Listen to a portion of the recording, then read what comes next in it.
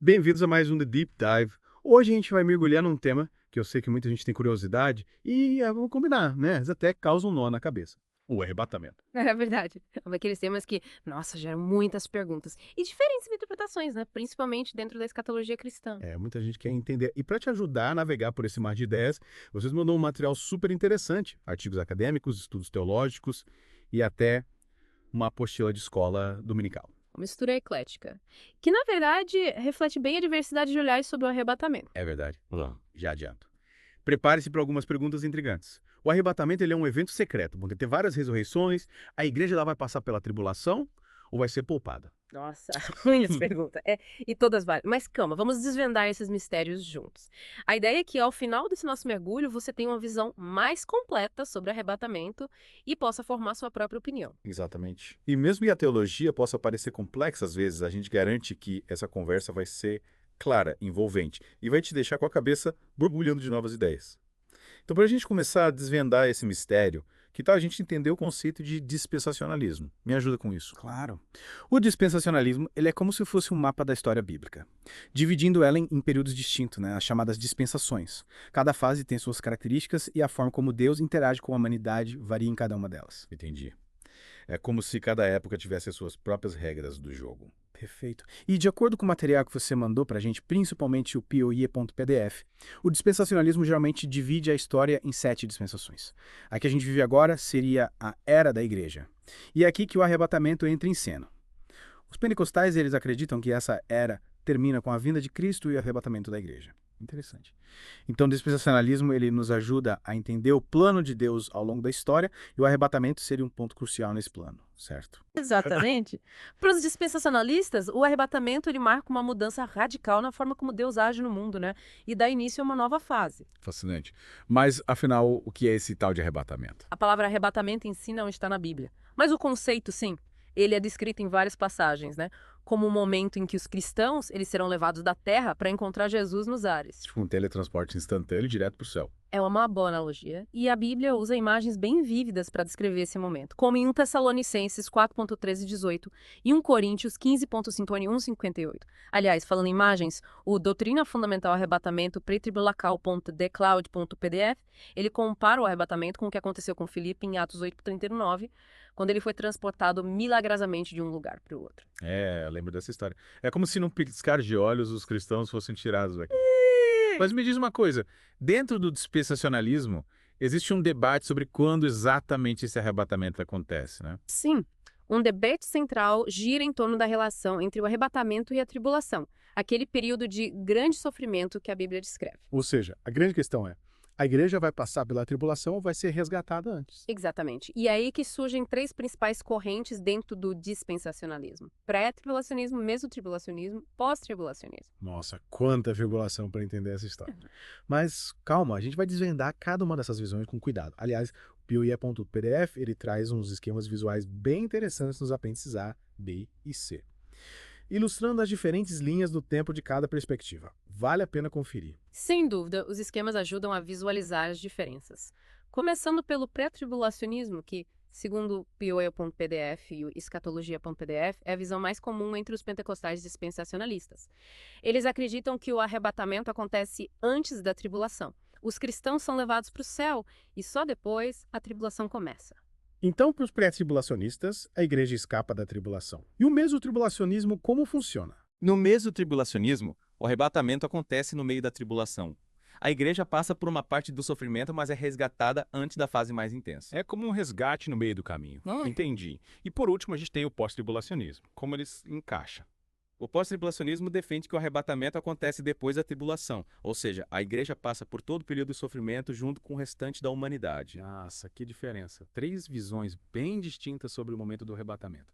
Quais são os principais argumentos para cada uma dessas posições? Começando pelo pré-tribulacionismo, o Doutrina Fundamental Arrebatamento pretribulacal.thecloud.pdf apresenta argumentos interessantes.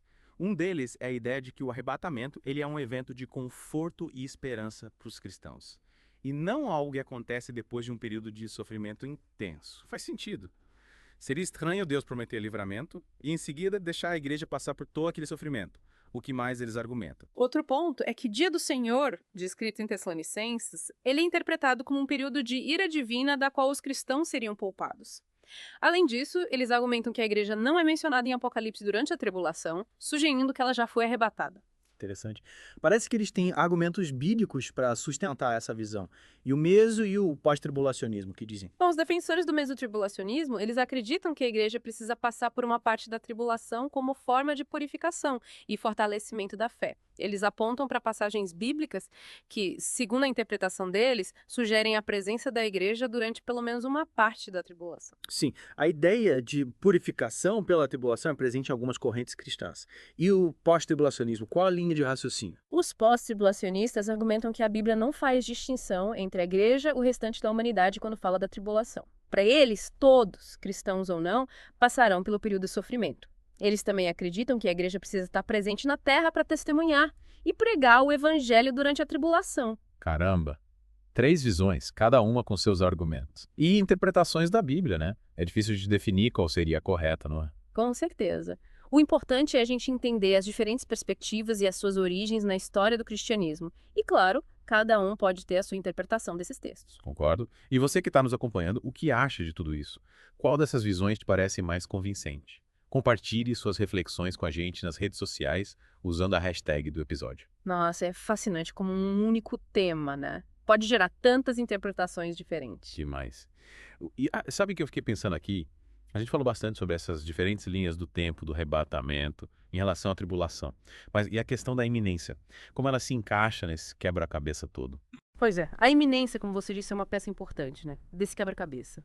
É a crença de que o arrebatamento ele pode acontecer a qualquer momento, sem aviso prévio. E essa ideia, principalmente para os pré-tribulacionistas, impacta profundamente a forma como eles vivem a fé. É como viver em constante expectativa. Me explica melhor como essa crença se traduz na prática. Imagina só, se você acredita que Jesus pode voltar a qualquer momento, né? Cada dia se torna uma oportunidade de viver ao máximo os ensinamentos dele. Então, de acordo com o PNUE.PDF, a iminência, ela leva os pentecostais a darem muita ênfase à evangelização e ao trabalho missionário, como uma forma de preparar o maior número de pessoas possível para esse encontro com Cristo. Faz total sentido. Como se eles vivessem com a mala pronta para a viagem e quisessem levar o máximo de pessoas com eles. Mas e essa urgência em se preparar para o arrebatamento, ela se manifesta em outros aspectos da vida deles. Com certeza. Por exemplo, eles tendem a dar menos importância para a construção de grandes igrejas ou projetos de longo prazo, já que eles acreditam que o arrebatamento vai acontecer antes que essas coisas sejam concluídas. Interessante.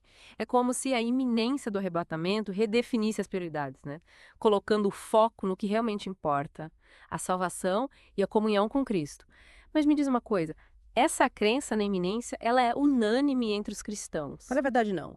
Mesmo dentro do Doutrina Fundamental Arrebatamento Pretribulacal.decloud.pdf, a gente vê que existem divergências. O pastor Steven Anderson, por exemplo, ele defende o arrebatamento pré-tribulação, mas se posiciona contra a iminência. Ele argumenta que a Bíblia aponta para certos eventos que precisam acontecer antes da volta de Cristo. O que tornaria a iminência, pelo menos da forma como ela é geralmente entendida, né, incompatível com as Escrituras. Nossa discordância dentro da própria vertente. É incrível como a interpretação dos textos bíblicos pode levar a conclusões tão diferentes. Mas, por outro lado, o Apres Postmilenismo J-Rogers.pdf, ele mostra que a crença na iminência era muito forte na igreja primitiva, nos primeiros séculos do cristianismo. Exato.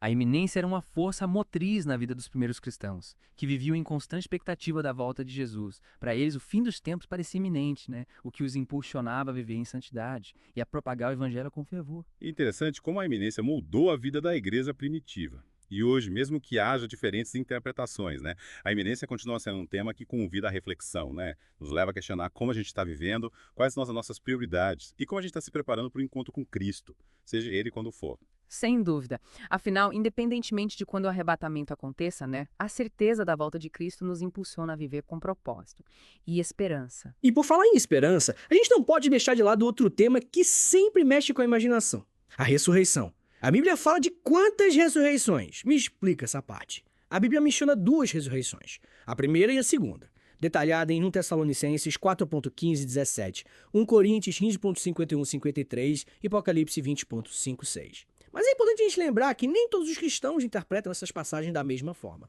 E como os pentecostais dispensacionalistas entendem essas passagens, eles se encaixam em qual dessas interpretações? Os pentecostais dispensacionalistas, baseados principalmente na leitura do Pirá.pdf, acreditam que haverá duas ressurreições distintas. A primeira ressurreição para eles acontece no arrebatamento. Quando os cristãos que já morreram, eles ressuscitam e se juntam aos cristãos vivos para encontrar Jesus nos ares. Essa primeira ressurreição seria apenas para os salvos. Já a segunda ressurreição, ela aconteceria no final dos tempos, quando todos os que não creram em Jesus, eles também ressuscitariam para serem julgados. Duas ressurreições com propósitos distintos? Entendi. Mas e o que acontece com as almas dos cristãos que morrem antes do arrebatamento? Para onde elas vão? É aí que entra o conceito de estado intermediário dos mortos, um estado de espera, entre a morte física e a ressurreição do corpo. De acordo com o Pirá.pdf e os pentecostais, eles acreditam que o ser humano é tricotômico, ou seja, é composto de espírito, alma e corpo. Quando a pessoa morre, a alma e o espírito se separam do corpo e vão para um lugar chamado paraíso, que eles acreditam que está no terceiro céu. Lá, elas aguardam o momento do arrebatamento, quando seus corpos serão ressuscitados e reunidos à alma e ao espírito. Então seria como um pit stop no paraíso, enquanto esperam a ressurreição do corpo. Me corrige se eu estiver errado, mas esse tema da ressurreição parece ser bem complexo, com várias etapas e nuances. Sim, você tem razão. É um tema que exige bastante estudo e reflexão para ser compreendido em sua totalidade. E ainda tem mais, o milênio. Ah, o milênio. Outro tema fascinante da escatologia cristã. Me explica melhor o que é esse período de 1000 anos. O milênio, né? Na crença de alguns cristãos, é um período de 1000 anos em que Jesus Cristo ele reinará na Terra, após a sua segunda vinda. Um período de paz, justiça e prosperidade. Mas, Bélia, a gente não está falando do arrebatamento, como o milênio se encaixa nessa história toda. O milênio está ligado à segunda vinda de Cristo, que marca o fim da tribulação. Após Jesus voltar para derrotar o mal, né? Ele estabelece o seu reino na Terra por 1000 anos. Então, o arrebatamento seria a primeira etapa, né? Da volta de Jesus, e o milênio aconteceria depois da segunda etapa, quando ele volta para reinar. E como seria a vida na Terra durante esse período? Existem diferentes interpretações sobre o milênio, algumas mais literais, outras mais simbólicas, mas, de forma geral, a ideia é que vai ser um período de paz e harmonia, com a justiça prevalecendo e a natureza restaurada. Parece um paraíso na Terra. E a igreja, qual é o papel dela durante o milênio? Os pentecostais dispensacionalistas acreditam que a igreja, já glorificada, né, ela reinará com Cristo durante o milênio, participando da administração do reino e desfrutando da plenitude da comunhão com Deus. Que incrível, viver num mundo perfeito ao lado de Jesus.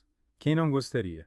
Mas e depois do milênio? O que acontece? Voltamos para a vida normal. Na verdade, a história não termina com o milênio. A Bíblia fala de um evento final, o juízo final, quando Deus julgará todas as pessoas que já viveram na Terra. O juízo final. É um tema que, confesso, sempre me deixou pensativo. Me explica como ele funciona. No juízo final, Deus, ele vai fazer a separação definitiva, né, entre os justos e os injustos, os que creram em Jesus. E viveram de acordo com a sua vontade serão salvos, e viverão eternamente com ele. Já os que rejeitaram a Jesus e viveram em pecado serão condenados ao sofrimento eterno. Nossa, começamos falando do arrebatamento e agora a gente já está no juízo final. É impressionante como a escatologia cristã é uma teia, né, de eventos interligados. Com certeza. O arrebatamento, a tribulação, o milênio, o juízo final, todos eles fazem parte do grande plano de Deus para a humanidade. Entender como esses eventos se conectam é fundamental para a gente ter uma visão completa da escatologia cristã. Concordo. E você que está nos acompanhando já tinha parado para pensar em como o arrebatamento se encaixa no plano geral de Deus. Compartilha suas ideias com a gente. Mas antes de correr para os comentários, vamos fazer uma pausa para respirar e a gente volta em breve para a última parte do nosso mergulho no arrebatamento. E estamos de volta para a reta final do nosso deep dive sobre o arrebatamento. Então, nossa, exploramos tanta coisa, né? Diferentes visões sobre o momento em que ele acontece, a questão da iminência, as ressurreições, o milênio, até o juízo final. Mas antes da gente encerrar essa jornada épica pela escatologia cristã, queria voltar um pouco para a questão do arrebatamento em si. A gente viu que ele é um evento, central, né? Para os pentecostais, dispensacionalistas. Mas o que o torna tão importante para eles? Qual o impacto dessa crença na vida prática desses cristãos? O arrebatamento para os pentecostais dispensacionalistas, ele vai além de um evento futuro. É uma esperança viva, uma promessa de libertação do sofrimento, da corrupção do mundo. E essa esperança, como a gente viu, influencia diretamente a forma como eles vivem. É como se essa crença fosse um farol, né? Guiando as ações, as decisões. Como isso se manifesta no dia a dia deles? De muitas maneiras. A gente já falou da ênfase na evangelização, no trabalho missionário, né? Impulsionados pela crença na iminência do arrebatamento. Mas a expectativa do arrebatamento, ela também influencia a ética moral. Ética e moral. Me explica melhor essa relação. Eles acreditam que precisam viver em santidade, separados do pecado, da influência do mundo, para estarem preparados para o encontro com Jesus. Afinal, né? A Bíblia diz que só os puros de coração verão a Deus. Faz sentido. É como se eles estivessem se purificando para a grande festa de casamento com o Cordeiro, né? Como o Apocalipse descreve o arrebatamento.